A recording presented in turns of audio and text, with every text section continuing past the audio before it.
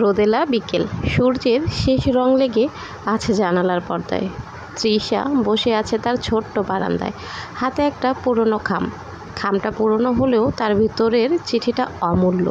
লেখা ছিল আর্যর হাতে। তৃষা আর আর্য দুজনেই বিশ্ববিদ্যালয়ে সহপাঠী ছিল। প্রথম দেখা লাইব্রেরির করিডোরে। তৃষা বই খুঁজছিল, হঠাৎই একটা বই পড়ে যায়। আর্য সেটা তুলে দিয়ে বলে, রোমান্টিক গল্প পছন্দ? তৃষা হেসে বলেছিল, হয়তো, কিন্তু এখন শুধু পাশ করতেই চাই। তাদের বন্ধুত্বটা দ্রুত গাঢ় হয়। একদিন বৃষ্টির দিনে আর্য তৃষাকে বলে, জানো, তোমার সঙ্গে কথা বললে সময় থেমে যায়। তৃষার গাল লাল হয়ে উঠেছিল। সে কিছু বলেনি, শুধু চেয়েছিল আর্যর চোখে।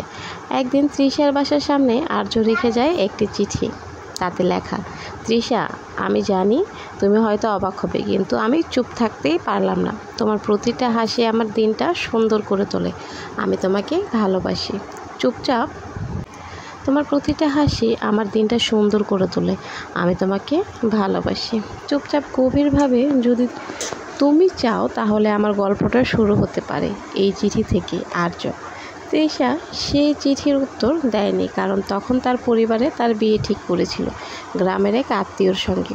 সে ভীষণ দ্বন্দ্বে ছিল। কিন্তু দিন পেরিয়ে যায়, বছর পেরোয়।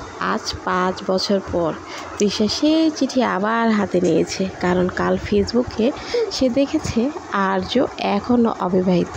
পোস্টে লিখেছে, কারোর জন্য অপেক্ষায় ছিলাম, ভালোবাসা যদি সত্যি হয় সে ফিরে আসবেই। তৃষার চোখে জল। সে এবার আর দেরি করতে চায় না। সে কলম নিয়ে নতুন একটা চিঠি লিখল।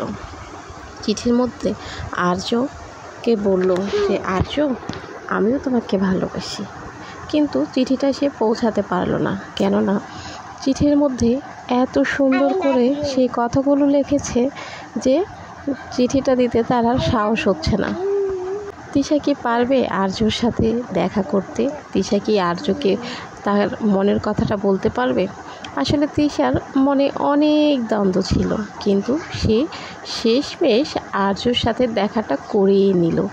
আর্য আর তৃষা যখন একসাথে চোখাচোখি করলো, ঠিক তখনই তাদের মধ্যে এক অন্যরকম অনুভূতি প্রকাশ পেল। তৃষা জিজ্ঞেস করলো, আর্য কেমন আছো?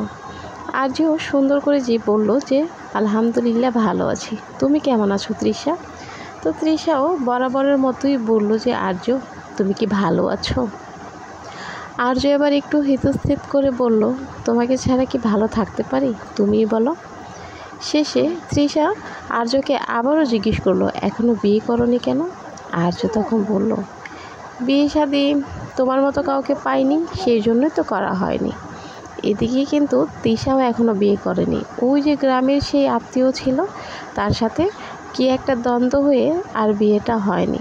তৃষাও আর আগ বাড়ায়নি, কিন্তু আর্যের সাথে তার কখনো আর দেখাও হয়নি। 5 বছর পর আবার তাদের একত্রে দেখা হলো। আজকে আর্য আর তৃষা খুব খুশি। তারা এখন আবার তাদের বিয়ে নিয়ে ভাবছে। আর্য তো বারবারই বলছে, আমার বিশ্বাসই হচ্ছে না তৃষা, তুমি আমার সামনে আছো। তৃষাও বলছে, তাহলে তুমি কি চাও, আমি তোমার সামনে থাকবো না? তো আর্য সবসময় তৃষাকে পাশে চায়, পাশে রাখতে চায়। আর্য আর তৃষার গল্প কিন্তু এখানেই শেষ। তারা সারা জীবন একসাথেই ছিল। তো আমি সকালে নাস্তা বানাতে বানাতে আপনাদের সাথে এই গল্পটা শেয়ার করলাম। আজকে আমাদের সকালে নাস্তায় ছিল রুটি, আলু ভাজি, ডিম। তো ডিমটা ছেলেকে একটা দিয়েছি, ছেলে তার ডিম খাবে না, বলতেছে আম্মা আমি ডিম খাবো না, আমি আলু ভাজিতে রুটি খাবো। তো তাড়াতাড়ি করে তাকে খাইয়ে আমিও চলে গেলাম। আসসালামু আলাইকুম, সবাই ভালো থাকবেন, ভালো বাসায় রাখবেন।